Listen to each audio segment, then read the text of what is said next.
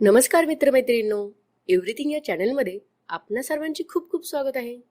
मित्रमैत्रिणींनो, आज आपण श्री दत्त महाराजांचा अवतार श्रीपाद श्री वल्लभ यांच्याबद्दल माहिती पाहणार आहोत. श्रीपाद श्री वल्लभ जन्म भाद्रपद शुद्ध गणेश चतुर्थी शके 1320 पिठापूर आंध्र प्रदेश. आई वडील सुमती महाराणी, अप्पलराज शर्मा. श्री नृसिंह सरस्वती हे जरी गुरुचरित्राचे नायक असले तरी त्यांचा पूर्व अवतार म्हणून विख्यात असलेले श्रीपाद श्री वल्लभ यांच्या चारित्र्यातील काही ठळक घटनाच सरस्वती गंगाधरांनी गुरुचरित्रात सांगितल्या आहेत. 5, 8, 9 व 10 या 4 अध्यायात त्या आढळतात. विशेष म्हणजे गुरुचरित्रात अन्यत्र कोठेही श्रीपाद श्री वल्लभांचा नामोल्लेखही नाही. ग्रंथकर्त्यांचा हेतू प्रामुख्याने श्री नृसिंह सरस्वतींच्या अगम्य लीला वर्णन करण्याचा असल्यामुळे श्रीपाद वल्लभांची माहिती गुरुचरित्रात केवळ पूर्व पीठिका सांगण्यापूर्वीच आलेली आहे. श्रीपाद श्री वल्लभ स्वामी महाराजांचा अवतार कार्याचे कारण असणाऱ्या ओव्या श्री गुरुचरित्रातील एकूण 50व्या अध्यायात आल्या आहेत. या ओव्यांप्रमाणे श्रीपाद श्री वल्लभ स्वामी महाराजांचा अवतार कार्याचे कारण असे आहे की जगामध्ये कलियुगामध्ये विपरीत ज्ञान वाढू लागले. त्यांच्या परिणामाने आत्मज्ञान प्राप्तीच्या मार्गावर आंधळा आणि बहिरा असल्याप्रमाणे भक्ताची अवस्था होऊन कोणास काहीच कळेनासे झाले. पापाचा आणि दुराचाराचा भान भूमीवर वाढू लागला. या भक्तांना गुरु शिष्य परंपरेचा आधारे उपासनेचे मार्ग दर्शन होऊन त्याद्वारे गुरुप्रसादाचा लाभ होऊन कैवल्य पद मिळावे म्हणून परमकृपाळू श्री दत्तात्रय अवधूत महाराजांनी जनाचा उद्धार करण्यासाठी भूमिभार उतरविण्यासाठी श्रीपाद नावाने नरवेश धारण केला. पिठापूर नावाच्या गावात आपस्तंभ शाखेतील आपळराज नावाचा ब्राह्मण सुमती नावाच्या सुलक्षणी पत्नीसह वास्तव्याला होता. ती दोघे दुःखी होते. याचे कारण असे की त्यांची सर्व अपत्ये जन्मताच मृत्युमुखी पडत. कालांतराने त्या सच्छील ब्राह्मण दाम्पत्याला एक पुत्र झाला, पण तो होता पांगळा. मग 2 वर्षांनी त्यांना दुसरा पुत्र झाला, पण तो होता आंधळा. या दुर्दैवाला काय म्हणावे. एकदा वेदशास्त्र संपन्न आपळ राजांच्या घरी अमावास्येच्या दिवशी त्यांच्या पिताश्रींचे श्राद्ध होते. माध्यान्काळी साक्षात दत्तात्रय अतिथीच्या वेशात त्यांच्या दारात नाना वेश भिक्षुक रूपी दत्तात्रेय येती साक्षीप अशी दत्तगुरूंची प्रसिद्धी पूर्वीपासूनच आहे. या कलियुगात भक्तांचा उद्धार करण्यासाठी आद्य देव श्री ब्रह्मा विष्णू शिव या 3 मूर्तींनी श्री दत्तात्रेयांचा अवतार घेतला. ब्रह्मदेव चंद्र झाला, श्री विष्णू दत्त झाला आणि महेश दुर्वास झाला. काही दिवसांनी चंद्र व दुर्वास मातेला म्हणाले, आम्ही दोघे तपाला जातो. तिसरा दत्त येथेच राहील, तो स्त्रीमूर्ती आहे असे समज. अनुसूयेने अनुज्ञा दिली. चंद्र व दुर्वास तप करण्यासाठी निघून गेले. त्रिमूर्ती दत्त मात्र आई वडिलांची देव करीत तेथेच राहिले. ब्रह्मदेव आणि शंकर यांनी आपापले दिव्य अंश दत्ताच्या ठिकाणी स्थापन केले. तेव्हापासून दत्त अत्री अनुसयेचा पुत्र श्री विष्णूंचा अवतार असूनही त्रिमूर्ती दत्तात्रय म्हणून एकत्वाने राहिला. अत्री म्हणून आत्रेय व अत्री अनुसयेला देवांनी तो दिला. म्हणून दत्त तो दत्तात्रय महाप्रभू हाच गुरु परंपरेचे मूळ पीठ आहे. श्री दत्तात्रयांचे पासून पुढे 3 अवतार झाले. प्रथम श्री गुरु श्रीपाद श्री वल्लभ महाराज हा अवतार, द्वितीय श्री गुरु नृसिंह सरस्वती महाराज व तिसरा अवतार म्हणजे श्री स्वामी समर्थ महाराज. हे 3ही अवतार श्री गुरु दत्तात्रयांचेच आहेत. श्रीपाद श्री वल्लभ यांचा जन्म भाद्रपद शुल्क पक्ष चतुर्थीला झाला, गणेश चतुर्थीला झाला. कृष्ण यजुर्वेद शाखा आपस्तंभ सूत्र भारद्वाज गोत भवब्रह्मश्री घंटीकोटा अप्पालराज शर्मा आणि महाराणी सुमती देवी यांच्या पोटी झाला. या अवताराची माहिती गुरुचरित्रात 5, 8, 9 आणि 10 या अध्यायामध्ये दिलेली आहे.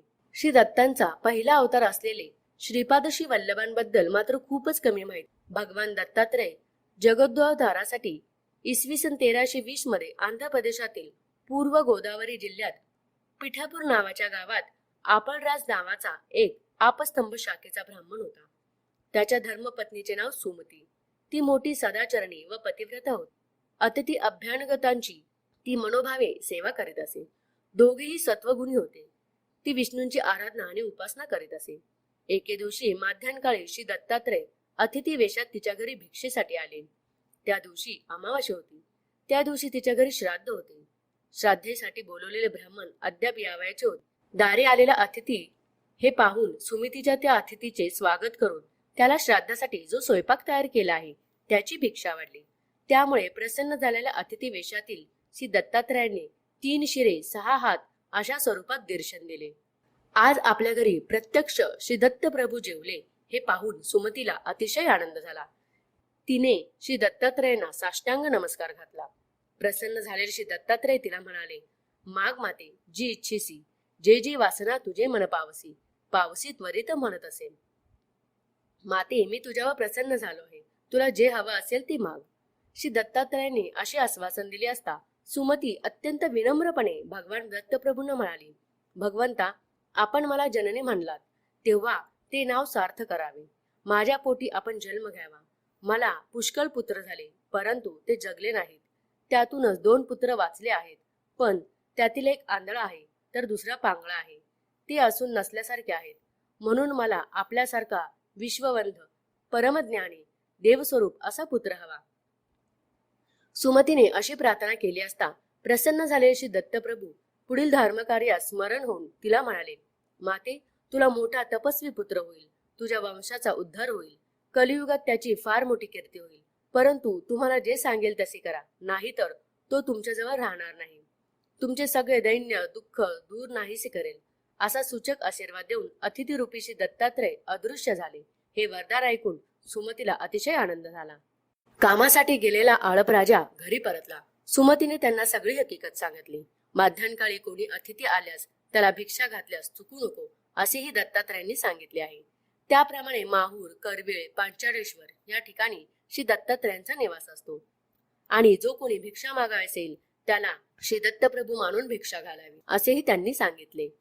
सुमतीने सांगितली हकीकत ऐकून आपल राजा अतिशय आनंदी झाला. तो सुमतीला म्हणाला, तू अगदी योग्य तेच केलंस. आज श्राद्ध खऱ्या अर्थाने सफल झाले. माझे पितर आज घरात भिक्षेने तृप्त झाले, कारण आज आपल्याकडे श्री दत्तरूपी प्रत्यक्ष विष्णूच आले होते. हे सुमती, तुझे माता पिता खरोखर धन्य आहेत. तुला जो वर मिळाला तसाच पुत्र तुला होईल.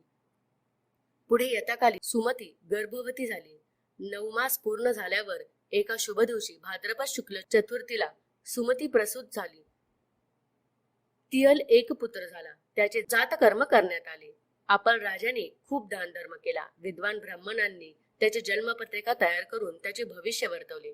हा मुलगा दीक्षा करता जगद्गुरु होईल असे त्याचे भविष्य सांगितले. भगवान दत्तात्रयांनी वर दिल्याप्रमाणे हा मुलगा झाला. हे ध्यान घेऊन त्या नवजात बालकाचे नाव श्रीपाद असे ठेवले. हे भगवान दत्तात्रय असून लोकद्वारासाठी अवर्तीन आले आहेत. हे आपल राजा व सुमती यांना समजले. अत्यंत आनंदाने ते श्रीपादाचे संगोपन करीत होते. यथावकाश श्रीपाद 7 वर्षाचा झाला. मग आपल राजाने त्याचे यथाशास्त्र मौजीबंधन केले. मुंज होता श्रीपाद 4ही वेद म्हणू लागला. तो न्याय, मीमांसा, तर्क इत्यादी दर्शनशास्त्रात पारंगत झाला. त्यावर भाष्य करू लागला. आचार धर्म, व्यवहार धर्म, प्रायश्चित्ते, वेदांत इत्यादीचे ज्ञान तो लोकांना समजावून देऊ लागला. श्रीपादांची असामान्य बुद्धिमत्ता पाहून लोक आश्चर्याने थक्क झाले. त्यांच्या मुखातून ज्ञान श्रवण करण्यासाठी आणेल लोक विठापुरात येऊ लागले. श्रीपाद 16 वर्षाचे झाले. माता पित्यांनी श्रीपादांच्या विवाहाबद्दल चर्चा सुरू केली. त्यांनी श्रीपादांना विवाहाविषयी विचारले. त्यावेळी ते म्हणाले, मी विवाह करणार नाही. मी वैराग्य स्त्रीशी विवाह केला आहे. मी तापसी ब्रह्मचारी योग्यश्री हीच आमची पत्नी होय.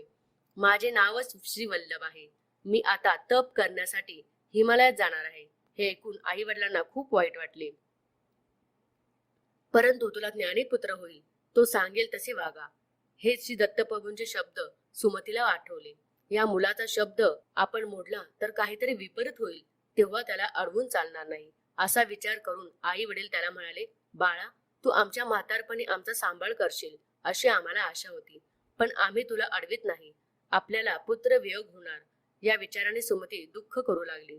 तेव्हा श्रीपाद तिला समजावीत म्हणाले, तुम्ही कसलीही चिंता करू नका. तुम्हाला हवे असेल ते मिळेल. मग त्यांनी आपल्या आंधळ्या व पांगळ्या बंधूकडे अमृत दृष्टीने पाहिले आणि त्याच क्षणी परिस्पर्शाने लोखंडाचे सोने होते त्याप्रमाणे त्या दोघा भावांना दिव्य देह प्राप्ती झाली. आंधळ्या दृष्टी आली व पांगळ्याला पाय आले. या दोघांनी श्रीपादांच्या चरण कमळावर डोके ठेवले आणि आज कृतार्थ झालो, धन्य झालो असे ते म्हणाले. श्रीपादांनी त्यांच्या मस्तकावर वरदहस्त ठेवून आशीर्वाद दिला. तुम्हाला पुत्र पौत्रासह सर्व प्रकारची सुख समृद्धी प्राप्त होईल.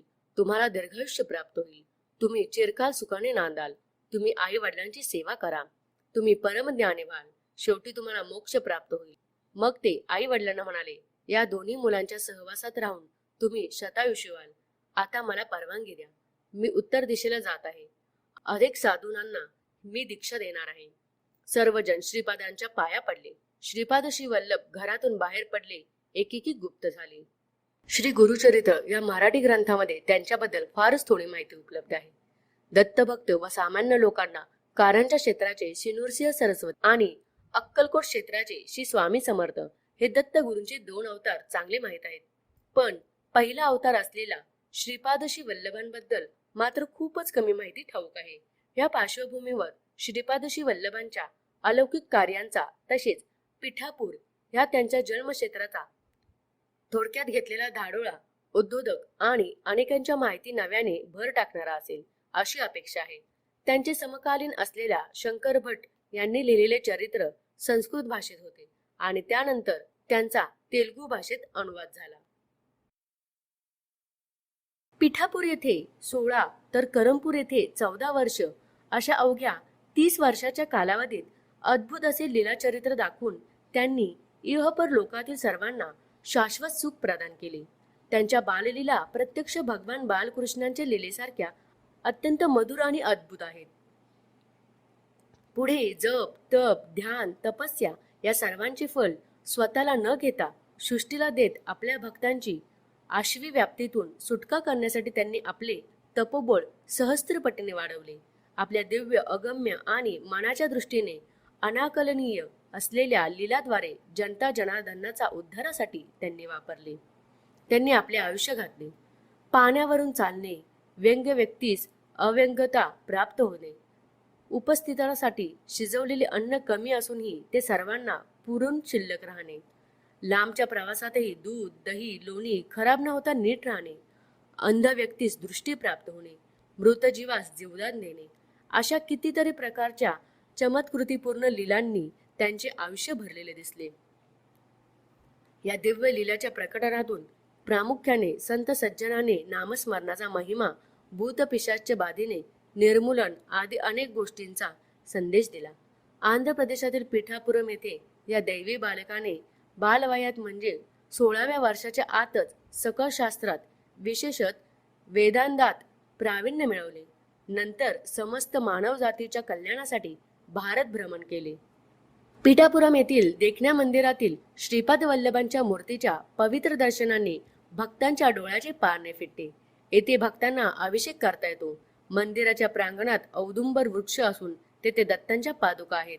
पिठापुरम या पवित्र तीर्थक्षेत्री अत्यंत प्राचीन असे कुक्कुटेश्वरांचे दगडी मंदिर आहे. त्याच समोर एक तलाव आहे. पुढील जन्माविषयी भविष्यवाणी, नृसिंह सरस्वती आणि स्वामी समर्थ अवतार जन्मसंकल्प. समस्त कल्याणकारी गुणांनी युक्त अशा वासवाबिकेस श्रीपाद प्रभू म्हणाले, तुझा संकल्प सिद्ध होईल. मी आणखीन 14 वर्ष म्हणजे या शरीराला 30 वर्ष येईपर्यंत श्रीपाद श्री वल्लभ या रूपातच राहून त्यानंतर संन्यास धर्माच्या उद्धाराच्या निमित्ताने नृसिंह सरस्वती या नावाने ओळखला जाईल. या दुसऱ्या अवतारात 80 वर्ष राहील. या अवतारात समाप्तीनंतर कर्दळीवनात 300 वर्ष तपोनिष्ठेत राहून प्रज्ञापूरक अक्कलकोट श्री स्वामी समर्थ या नावाने अवतार धारण करेन. अवधूत अवस्थेत सिद्ध पुरुषाच्या रूपाने अपरिमित अशा दिव्य कांतीने अगाध लीला दाखवीन.